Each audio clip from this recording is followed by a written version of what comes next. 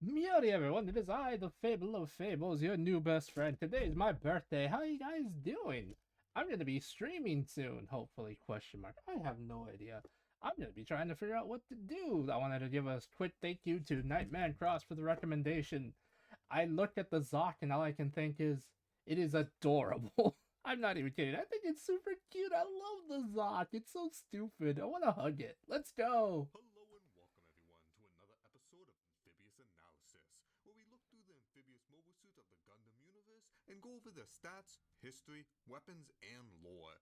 So let's put our hands together and introduce today's mobile suit, and coming in at 23.9 meters with a max weight of 229 metric Look at tons. that thing. Look at it. It's so silly. I love this stupid thing. Oh, I want to hug it. We have the MSM. I love the Zock. I don't know.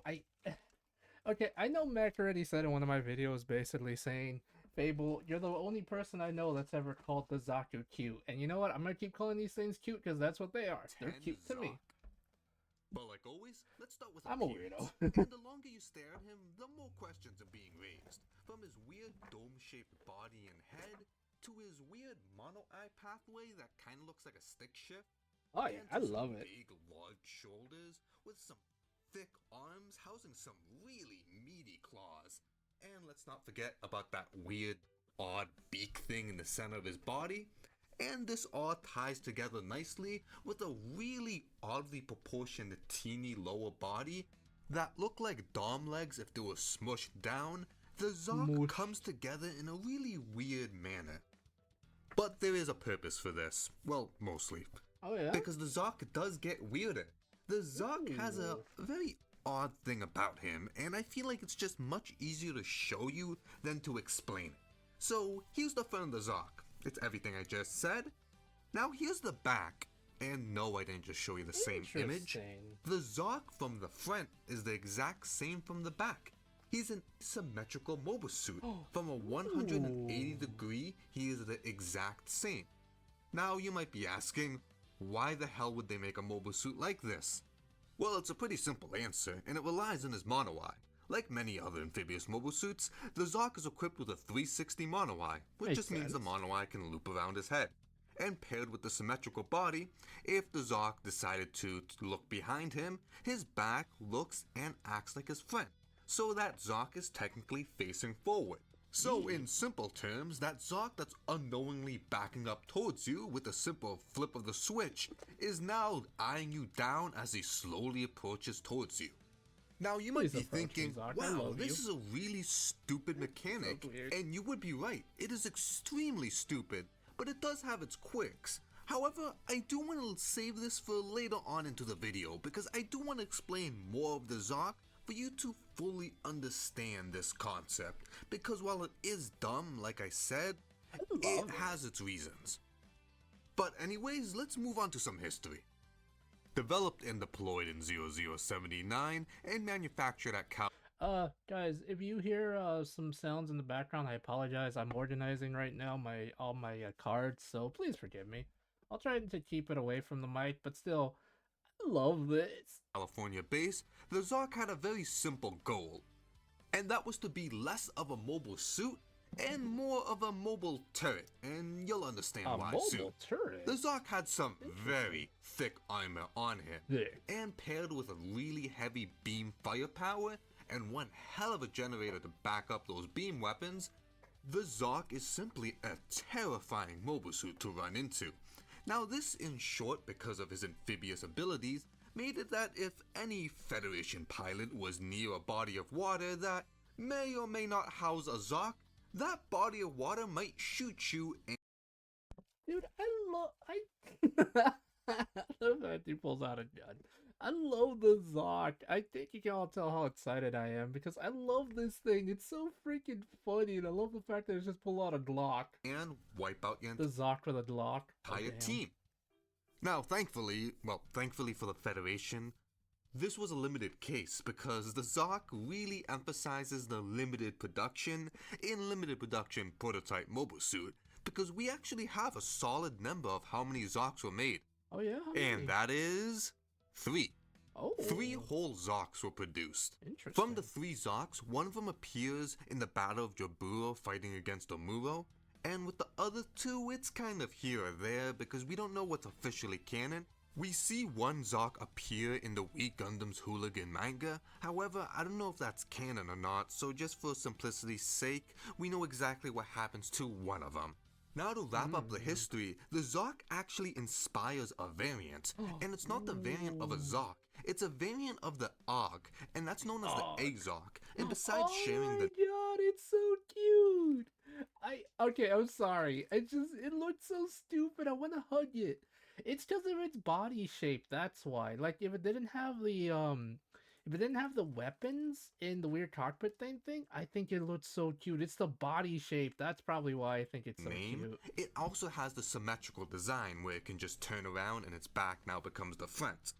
Now, I don't want to go too into detail about it because I feel like this guy deserves his own episode.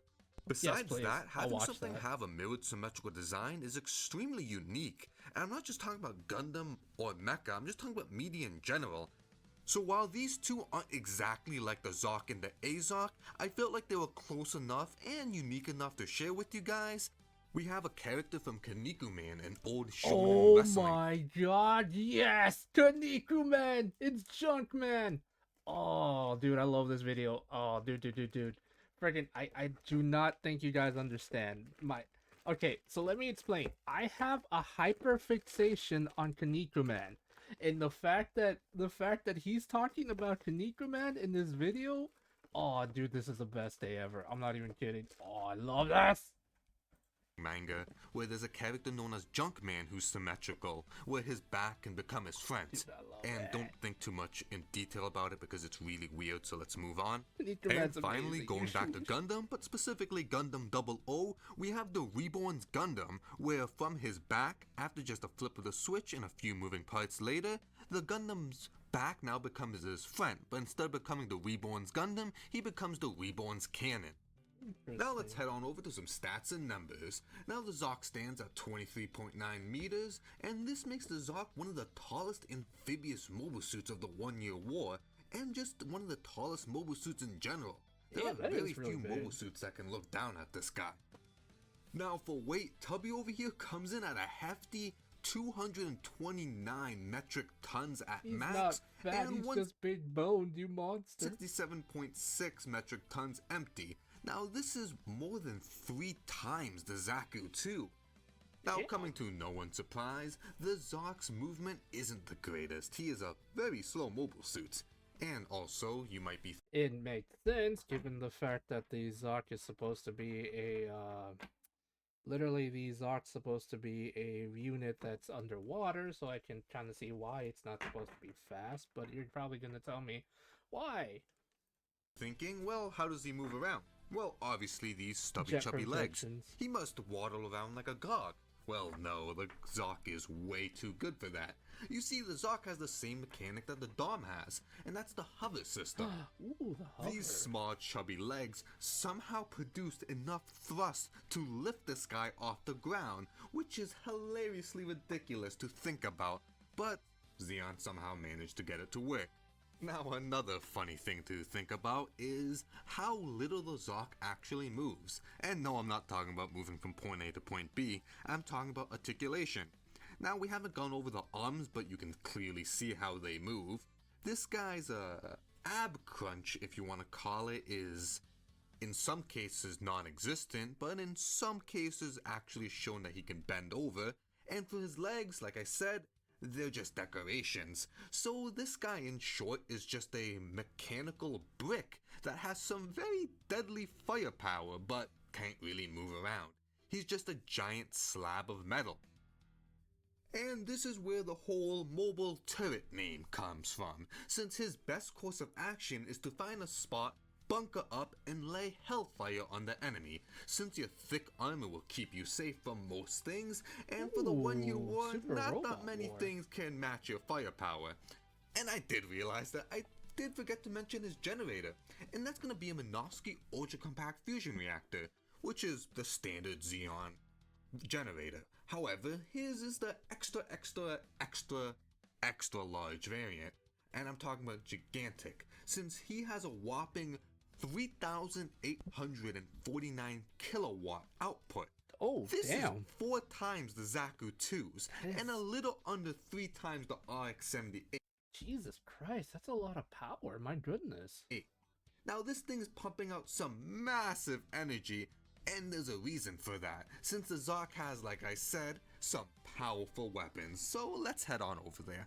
Located on both of the Zock's forearms, we have a pair of iron nails. These are sharp metal blades or prongs that are meant for stabbing and slashing. They're fairly simple weapons and are found in countless amphibious mobile suits. We've covered these before plenty of times and will continue to do so. The Zocks are The Zock's iron nails are clearly thicker and bigger than other mobile suits, and they look like they have a bend to them, being able to be used as manipulators as well, holding and grabbing things. Now the reason for this could be that while other amphibious mobile suits can rely on speed or momentum to use the iron nails, the Zock can't. He has to rely on his weight and size behind every swing, while instead of slashing and stabbing, the Zock's gonna rip and tear when he makes contact. Not only that, because of the Zock's mirrored symmetrical design, these arms have a good range of movement to them, and they're the most articulated thing on him, which is really funny. While different than others and more geared for defense than offense, the Zock's iron nails are still pretty deadly weapons, and paired with his mirrored symmetrical design and his main weapon, the Zock has a pretty good amount of options to defend himself up close, which is pretty surprising considering his role of being a suppression fire or support mobile suit. Similar to the iron nails, the Zock also has a weapon that's common in amphibious mobile suits, and that's going to be a mega particle cannon. However, looking at the Zock, you can easily tell his is a little different, and that's because he doesn't have one, nor does he have two. The Zock has 4 mega particle cannons located in the chest area, and thankfully, because of the high generator, the Zock can fire all 4 of these at the same time. And while we don't know the exact rate of fire, the Zock's always been shown to be pretty liberal with his shots, being able to fire all 4 of the NPCs consecutively, without really taking a break, so he has some serious firepower behind him. So just to tell you how powerful these things are and not beat around the bush, 1 mega particle cannon can punch a hole in something. 4 of them will make a hole out of something, so that should give you guys a good idea. But a better example would be, a barrage of shots coming from the Zock has been compared to be equal to 1 mobile suit company.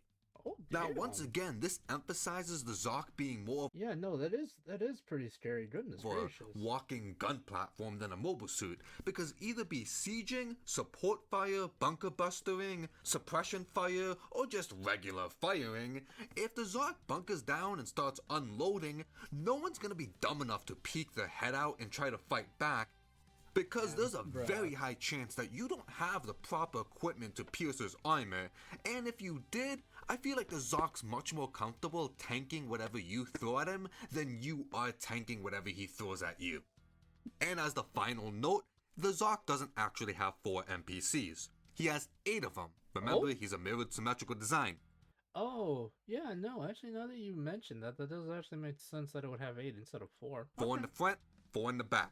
And before you say something, because I know someone's going to say something in the comments, the Zock's never been shown to fire all 8 of these at the same time. I feel like he'd probably explode if he did it. However, the idea of the Zock spinning around fast and firing from all cylinders is hilarious.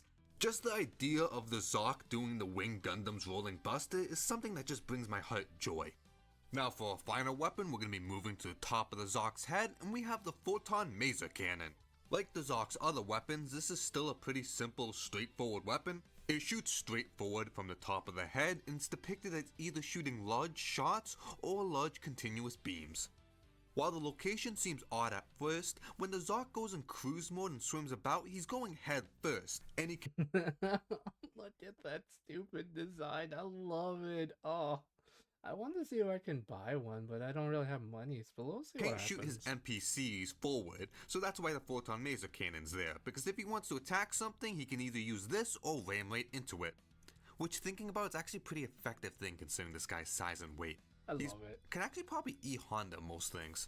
Now, on E-Honda? land, this Oh, my weapon lord. falls into a much nicher purpose, being able to only fire Up ahead, it can do things like destroy aircrafts, warships, bombers, or any mobile suits that jump right above him. Now he can tilt his body to try to shoot something more diagonal towards him, and depending the iteration, the Zock may or may not have a decent ab crunch, so he can shoot something ground to ground. However, the Zock would realistically never use this weapon to ground to ground purpose, just because he has his NPCs to use and they're much more effective weapons. So overall, it's a fairly simple, straightforward weapon. It can be used for cruise modes and that's its main purpose. However, if you're on land, you can tilt a little bit and take out things in the air. But that's not the most interesting thing about this weapon, no. The weirdest thing about this weapon is the name. Now, what's so strange about photon maser? Well, photon masers are actually a type of weapon. And to cut it short, they're the equivalent of a laser, but instead of using light, they use sound waves. For more technical speak, like a laser, it harnesses phonons. However, these phonons originate from sound waves instead of a laser light base. Now, the phonons emitted by the maser are all in the same phase and same frequency.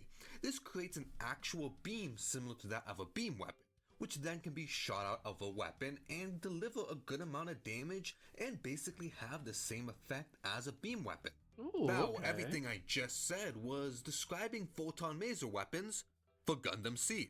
Now, why am I bringing Gundam Seed into here when I'm talking about UC? Well, because besides the Zock, in all my research, I did not find another mobile suit to have photon maser weapons. Oh, okay. Except for mobile suits in Gundam Seed. Specifically, Zaft has a decent amount of amphibious mobile suits that have photon maser weapons. So why does the Cosmic Era have this and not the Universal Century? Well, to keep this very short, because I don't want to go super into detail with this because we'll be here all day, I don't have all day, buddy. uses Minovsky particles. These Minovsky particle beam weapons have shown to be effective enough in water, either being underwater or shot into water, that they did not need to develop an entirely new type of weapon to counteract the effects of water.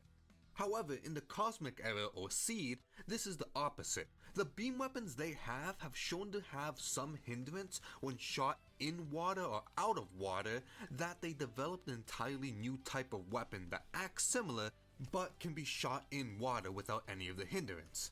So in short, what's up with all the science mumbo jumbo? Well, on one hand, it could just be named the Photon Maser just because it sounds cool. And honestly, that's a perfectly good reason. The rule of cool. If it sounds cool, I don't need to explain shit. So it could just be that and I just wasted a lot of time. Or this could be an actual photon maser weapon that for some reason Xeon didn't do future development for, which is not unheard of. Example would be the Egu guy. With his large mono eye, we don't see that in future amphibious mobile suits or mobile suits in general from Xeon. So it could just be a one-off because they've done that before. So, besides that, the Photon Maser gun, while it is different, it looks, smells, tastes, sounds, and acts like a beam weapon. However, if you want to be that guy, or if you want to win Gundam Trivia Night at your local bar, you can drop this really complicated explanation on them. But anyways, let's move on. And those are all the Zock's weapons, but we're still not done yet. But I do want to say and stress that the Zock had some serious firepower on him. Those 4 megaparticle cannons put in work, and we sadly never got to see the full power of this guy because of his very limited deployments. But I do like to save that segment for the end of the video. So for now, let's move on to iterations, because the Zock has some pretty interesting iterations, and honestly, ones that I really like, maybe more than the original. Now the first iteration has a pretty unique origin. It originates from a PS2 game. And this PlayStation game is Mobile Suit Gundam Journey to Jaburo.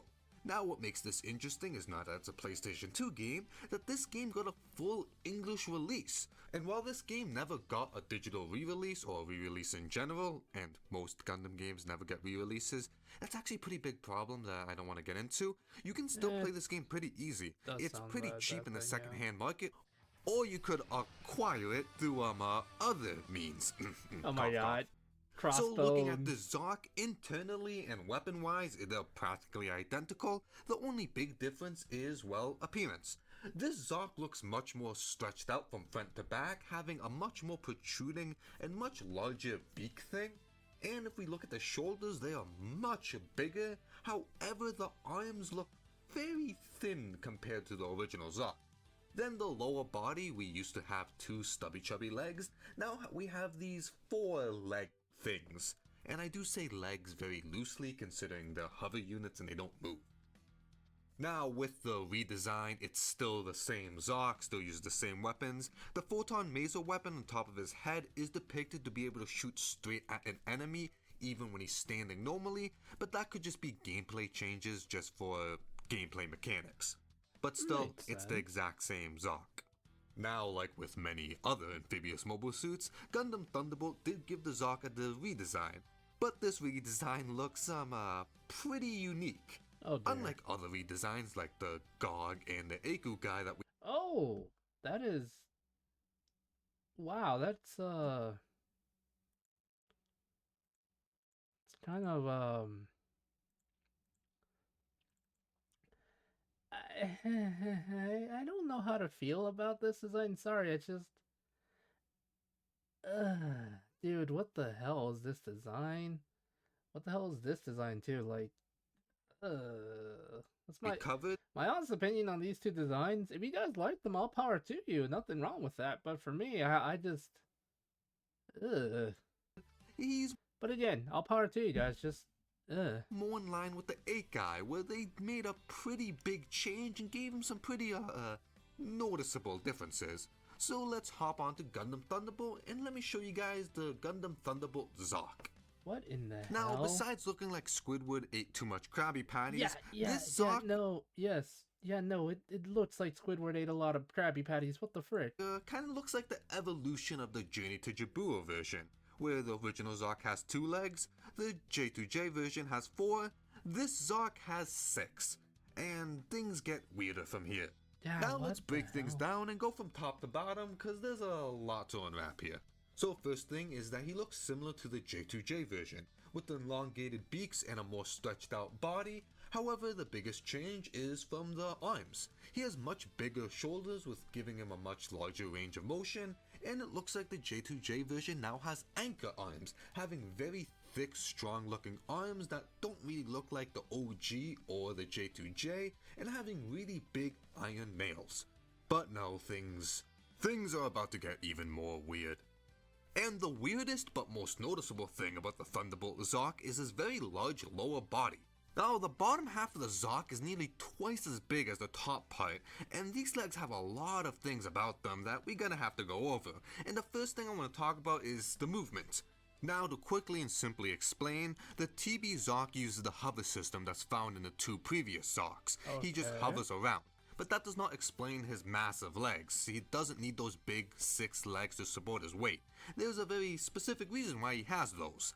So let me mentally prepare you guys for this big info dump. Now, the Thunderbolt Zock, while an odd mobile suit, I don't want to call him a mobile suit, no. The regular Zock from the OG anime is more of a mobile gun platform. And while the J2J version, I'd say the same, I would call the Thunderbolt Zock much more of a mobile armor than a mobile suit. And when I say mobile armor, I don't feel like that's the best choice of words. I still want to call him a mobile suit, but I want to add one more word. I would call him not a mobile suit, and not a mobile armor. I would call him a mobile suit carrier. Oh, okay. You see, 4 of the 6 legs the TB Zock has, the 2 in the front... Not gonna lie, that kind of felt like word salad, but you do you. And the 2 in the back can each house one Thunderbolt 8 guy. Now, it takes zero imagination to understand how good it is for a large amphibious mobile suit that can go deep into water to transport other amphibious mobile suits.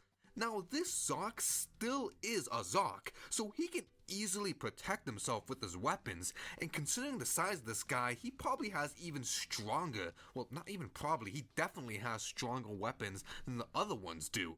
So you have one hell of a fortress that just gets from point A to point B, drops off his 8 guys with equipment, and they're allowed to do whatever they want without even lifting a finger. This Zock is terrifying. Oh yeah, now, something to take note is that unlike other mobile carriers like ships and planes, They're not well equipped with weapons to really be in the center of action. They just have things to defend themselves. Now you gotta remember with this guy, he's still a Zock. Like I said, he still has some deadly firepower, so once he drops off his 8 guys, he can just follow them around and just be the heavy firepower of the team, giving suppression and support fire from a distance while the 8 guys are doing much more specific jobs. And we can sit here daydream all day, but let's wrap things up. Now, first thing is, can the Zock transport other mobile suits? I don't see why he can't transport other amphibious mobile suits. As long as they're not too huge, either tall or width-wise, they should be able to fit in there. It's just that the 8 guys are very versatile and can fit so many jobs I still don't like the designs. They look fucking weird. with the right weapon choices that I feel like they're one of the best amphibious mobile suits. But what about regular non-amphibious mobile suits? Well, I don't think that would be a good idea, just because if the Zock's deep underwater and something goes wrong, the 8 guys could escape and they're amphibious so they can just run away, while other mobile suits would honestly just think.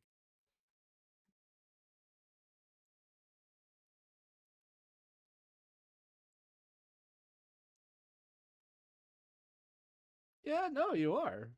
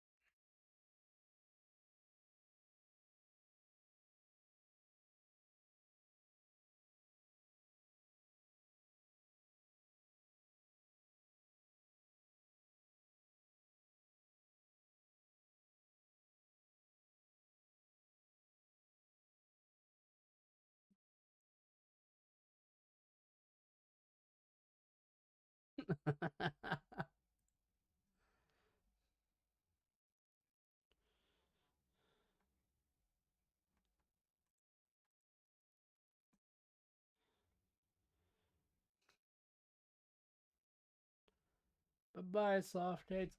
Anyway, guys, if you like this kind of content, do like, comment, and subscribe. I am so happy. I love the Zock. The Zock looks like it's always up to no good. It's really funny. I just think it's incredibly hilarious. It looks like it's up to no good, and I want like 20 of them, guys. Help me get 20 so I can make a Zock arm. No, so I can make our army of SDs. Well, sorry, yeah, of SDs, Gyms, and Zocks. Why? Because it's stupid, and I think it's hilarious. Anyway, guys, if you like this kind of content, do like, comment, subscribe. Wish me a happy birthday, because today is in fact my birthday. Chat. I'm old. I'm 100 years old now. Ugh. Anyway. Love you guys. Thank you again, Nightmare Cross. This was super fun, actually. Might make some more videos, hopefully. If I can think of anything else to record, I will. And if you guys want to join my streams, feel free to do so. I'm going to be streaming later today. Feel free to check it out. Mostly going to be drawing a little bit, then doing some hell diving. Hopefully it'll be great. Okay, love you. Bye. How is the button?